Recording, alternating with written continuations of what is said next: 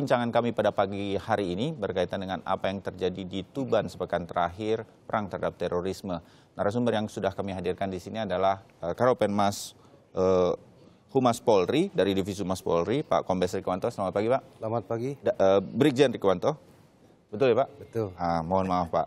Memang kebiasaan saking sering ketemu ini, jadi ada hal-hal yang kemudian saya sudah mengingat, tetapi kemudian harus naik.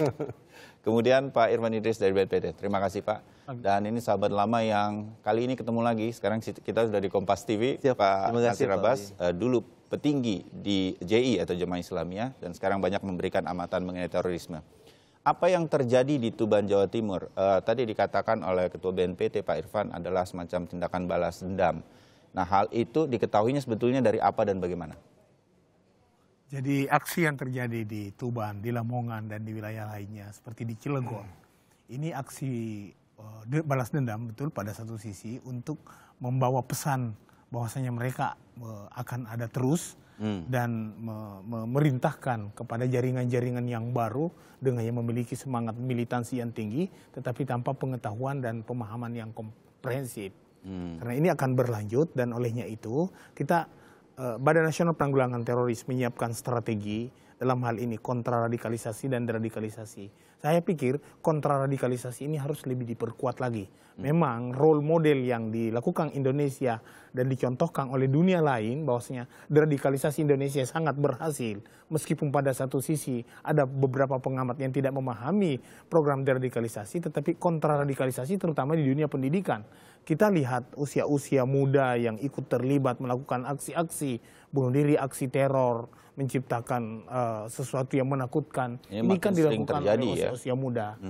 Ya. Kira itu. Oke, Pak Irfan, nanti kita akan sambung dan lebih fokus ke sana. Pak Rikwanto, kepolisian selama ini terus menjadi sasaran. Ini antisipasinya apa? Walaupun saya tahu terus bersiap untuk itu. Apa yang sebetulnya dari Tuban kemarin kemudian akan diantisipasi oleh kepolisian? Ya, memang di awal kan mereka menyerang hegemoni Barat dalam tanda petik. Ya. Kepentingan Barat. Ya. Dan itu menyebar di mana-mana. Kepentingan Barat itu kan banyak di seluruh dunia termasuk di Indonesia. Ya, contohnya hotel JW Marriott pada waktu itu. Ya. Kemudian Kedubes Australia dan banyak tempat lainnya. Sekarang agak berubah nih, Pak. Ya, pada waktu itu diungkap, polisi ini berperan sangat aktif dan vital di situ menangkap mereka. Kemudian beberapa kejadian juga tertangkap. Kemudian dihukum ya. Ada yang tertembak mati di lapangan.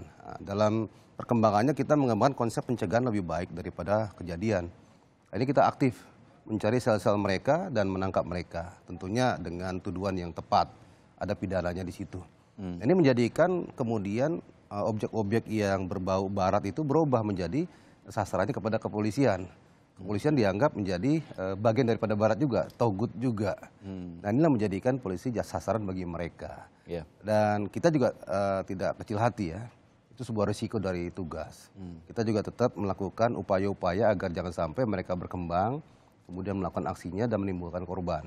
Itu tidak baik bagi masyarakat, juga tidak baik bagi bangsa dan negara. Iya, Bang Nasir, kalau melihat apa yang sekarang menjadi perkembangan ini seperti disampaikan Pak Rikwanto, dan juga bisa mungkin ada amatan dari Bang Nasir mengenai JAD ini, Jamaah Ansarud Daulah. Mengapa kemudian mereka melakukan hal ini sekarang? Apa karena simbol-simbol itu nggak pengaruh dan juga kemudian didukung kesal begitu karena mereka selalu kalah perang dalam tanda petik oleh kepolisian yang selalu berhasil mengungkap terorisme atau gimana? Ya, baik.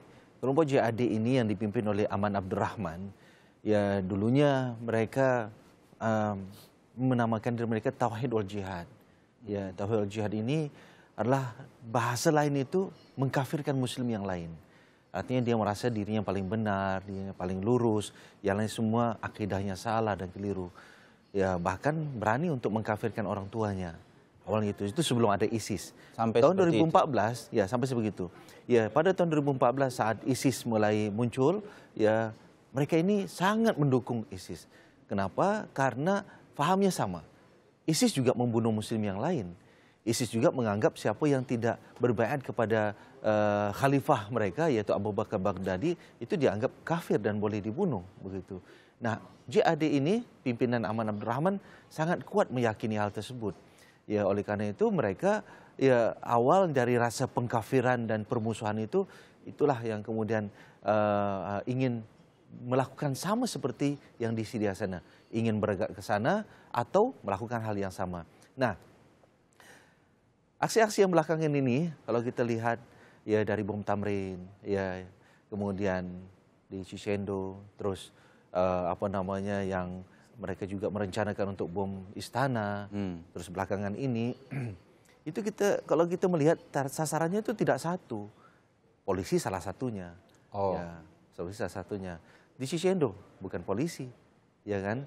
Kemudian di istana itu istana pemerintahan. Samarinda.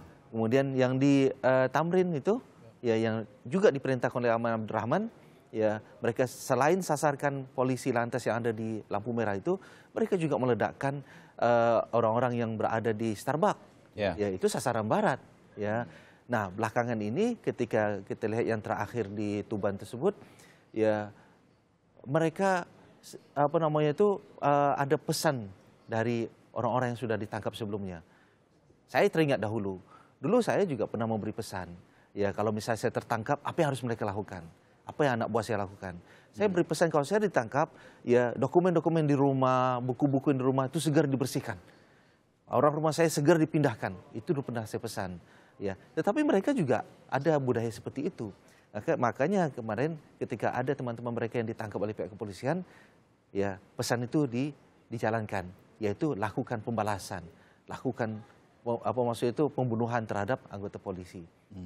Ya, nah aksi yang kemarin di Tuban ini Pak Rikwanto memang cukup keras sampai mereka kemudian juga ditembak di tempat kejadian begitu. Jadi sebenarnya itu apa yang terjadi dan kemudian memang harus dilakukan oleh Densus 88? Ya, peristiwanya harus runtut ya. Jadi ada mobil mencurigakan mendekati pos black spot ya di Tuban itu. Nah, polisi sudah curiga sebenarnya lalu lintasnya. Polisi mendatangi, sudah ada jarak tertentu, keluar senjata dari penumpang depan dan belakang, menembak ke polisi. Ya. Memang tidak kena, tapi dari kejadian itu kan sebuah yang serius. Kemudian dilakukan pengejaran, dia melarikan diri dengan mobilnya.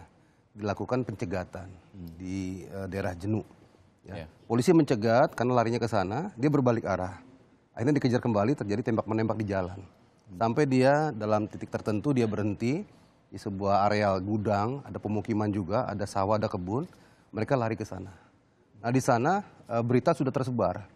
Ada diduga teroris melakukan penembakan terhadap petugas. Datang Brimob, datang anggota Polres, datang anggota Polda, termasuk TNI juga datang. Ya. Nah karena di situ arealnya areal masih ada penduduk, disisir dulu penduduknya, suruh minggir, ngungsi. Ya takut jadi sasaran kena baku tembak. Nah setelah kita lakukan penyisiran dengan teknis tertentu, mereka terpojok di sebuah kebun jagung. Dari situ sudah diperingatkan ya agar menyerah. Rupanya mereka membalas tembakan. Jadi semua prosedur sudah dicoba. Terjadi tembak-menembak ya, yang dilakukan feeling suara dari sana, arah ke sana. Nah karena kita memang lebih banyak, sudah lebih siap, lebih terlatih ya. Akhirnya mereka yang tertembak dan terbunuh. Jadi itu yang terjadi. Jadi bukan kematian mereka kita inginkan atau sengaja kita biar mereka tertembak, bukan. Kita sudah lakukan peringatan untuk menyerah, karena dengan menyerahnya kita lebih baik, bisa mendapat informasi lebih banyak. Ya. Nah, saya ke BNPT nih Pak Irfan ya. Dari beberapa kejadian, termasuk yang di Tuban, kalau kita mendengar kronologisnya, mereka memiliki senjata, menodongkan senjata ke aparat kepolisian, menyerang kepolisian dengan senjata tajam juga terjadi di Tangerang, di Tamrin, masyarakat begitu banyak, sama seperti di Paris, di Swedia dan lain-lain. Samarinda. Nah betul. Nah ini orang kemudian mengatakan, kita mendengar juga di media di luar negeri, ini sulit sekali ditanggulangi, ini sulit sekali diprediksi serangan-serangan semacam ini. Jadi harus, itu betul Pak? Jadi begini, ada dua pendekatan yang kita harus gunakan. Ada hard approach dan soft approach. Hard approach saya kira bagian dari aparat dan SOP itu sudah berjalan. Kalau hanya mau ditembak nggak usah polisi terlalu lama. Tetapi ini kan ada proses. Ini negara yang berhadapan dengan pelaku anarkis. Tentunya diperingati. Akan tetapi kalau sudah head to head tinggal dua, kill or to be kill. Tidak mungkin siapapun yang diberi tugas, jangan polisi, siapapun yang diberi tugas untuk mempertahankan negara dan berhadapan dengan musuh, yang ini sudah pegang senjata. Mereka itu punya prinsip memang mau mati. Jadi jihad versi mereka bagaimana agar mereka cepat mati masuk surga, ketemu bidadari yang dia pahami, yang dia yakini. Dan saya kira yang kita harus lakukan dan mengimbau kepada masyarakat, teroris sebagai kejahatan kemanusiaan, teroris sebagai musuh negara, teroris sebagai kejahatan luar biasa, bukan tugas aparat keamanan saja, aparat TNI Polri, tapi masyarakat yang harus bersinergi melakukan upaya pencegahan, cegah dini, tangkal dini, agar ini informasi menyebar. Ya. Jangan nanti aparat keamanan datang kaget disalahin lagi aparat. Tidak datang salah juga, datang salah lagi. Jadi memang masyarakat lah. Jadi ibarat ini kita ini kelompok masyarakat itu kelompok besar, silent majority. Kita ini kelompok besar tapi cenderung diam. Teroris itu small group, tetapi big plan. Ya. Siapapun ya hadapi. Jangan merek polisi, lantas yang tidak tahu menahu kok diserang. Padahal yang menghadapi mereka kan ada kelompok khusus, detasemen khusus 88 anti teror yang menangani itu. Tetapi karena siapapun yang berhadapan, siapapun yang menghalangi, jangan polisi, yang orang lain, orang tuanya dikafirkan, orang tuanya dibenci, disesatkan kalau tidak didukung pemahaman takfiri mereka yang seperti Ya, saya setuju banget. Silakan. Artinya memang kalau sulit, memang benar sulit begitu. Pertama kan kita tidak tahu hati orang, ya kan. Kemudian mereka ini ada di antara mereka yang kemudian terekrut sendiri, ya merasa terpanggil dengan membaca, melihat, membaca sesuatu. Ya zaman IT kan informasi tidak ada batasnya begitulah. Siapa saja bisa mendapatkan hal tersebut. Artinya kadang-kadang kita melihat orang itu terpengaruh bukan karena dia ikut dalam jaringan. Awalnya dia terpengaruh seperti contoh Dian yang kemudian wanita yang dulunya TKI, lalu kemudian kenapa bisa bersedia untuk menjadi pelaku bom bunuh diri? Ya, karena dia awalnya sudah terpengaruh lewat bacaan-bacaan, apa yang dia tonton dari YouTube ataupun video-video yang dikirimkan, yang dia sharing, dia kemudian tertarik. Awalnya ingin tahu apa sih yang terjadi di Syria, apa itu ISIS. Dari awal ingin tahu, lalu kemudian dia jadi terpengaruh. Nah saat dia kembali, dia sudah diarahkan untuk bergabung dengan orang yang sepaham dengan dia. Ya, nah jadi sulitnya di situ adalah kita memang sulit untuk mengetahui siapa yang sudah terpengaruh. Apalagi ada di antara mereka yang benar menghalang-halangi. Ya, jangan ikut kegiatan itu, jangan ikut seminar ini, jangan ketemu sama itu, jangan ketemu sama ini. Ya, sehingga kemudian usaha-usaha dari pihak BNPT, pemerintah dalam memberi pencerahan dan pencerdasan kepada masyarakat, ya sebagian memang bisa kita sentuh, tapi sebagian yang memang menutup diri, membuat diri mereka jadi eksklusif. Ya. Oke, dan itu menjadi PR kita bersama, tidak hanya aparat kepolisian, juga BNPT, tapi masyarakat semua. Nah, nanti saya akan sambung, karena kemarin juga ada bantuan kemanusiaan yang kemudian kepolisian, walaupun sudah konferensi pers, kemudian dikatakan apakah kemudian bantuan kemanusiaan ini ada hubungannya dengan aksi ISIS dan lain-lain. Nanti kita sambung Pak Rikwanto dan juga Bang Nasir Abbas, juga Pak Irfan Idris. Kita jeda dulu untuk kemudian berbincang lagi mengenai hal ini.